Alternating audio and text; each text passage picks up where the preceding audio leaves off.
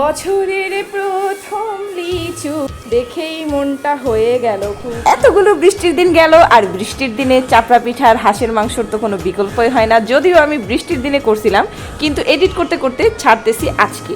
যাই হোক, অনেক সুন্দর করে একটা হাঁসের মাংস রান্না করছি, যেটা রেসিপি আপনারা দেখতেই পাচ্ছেন।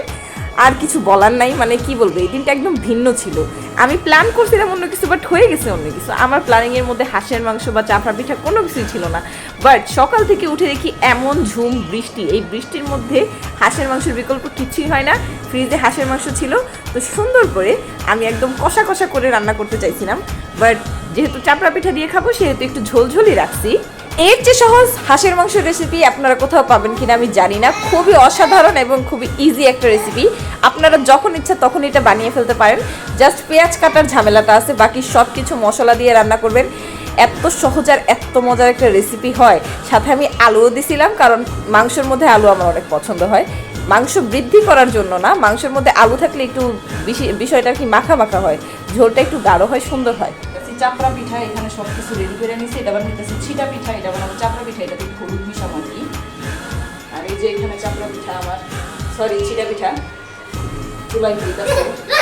আগের গুলা হয়েছে খাই ফেলাইছি, প্লেট খালি বানাই বানাই খালি খাইতেছি জামাই আর আমি, ছেলেও খাইতেছে। সবচেয়ে বেশি মজা হয়েছিল এই চাপড়াটা। এই চাপড়াটা এত বেশি টেস্টি হয়েছিল যে যে খাবে তার সারা জীবন মনে থেকে যাবে। আর এই চাপড়া পিঠার তো কোনো কথাই নাই।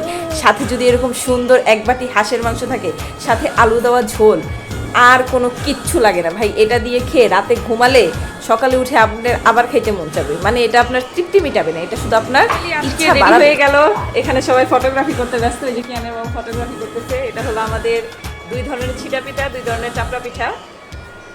আর এখানে আছে একদম লাল লাল হাঁসের মাংস। আমি এখানে একটা হাঁসের মাংস হয়েছে। আর এখানে পিঠা আছে। বৃষ্টির দিন, বাহিরে বৃষ্টি হচ্ছে, শব্দ পাচ্ছেন ঝুমঝুম। পলিথিন খুলতেই টাইম লেগে গেল গা। ওয়াও, বছরের প্রথম লিচু। যারা ফোকাস করো ক্যামেরাম্যান, যারা ফোকাস করো।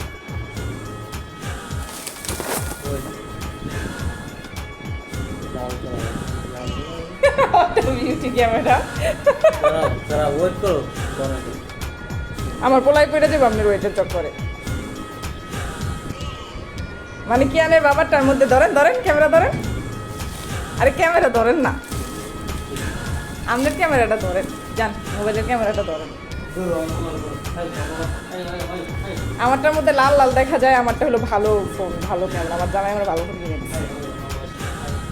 বছরের প্রথম লিচু দেখেই মনটা হয়ে গেল খুব ভালো।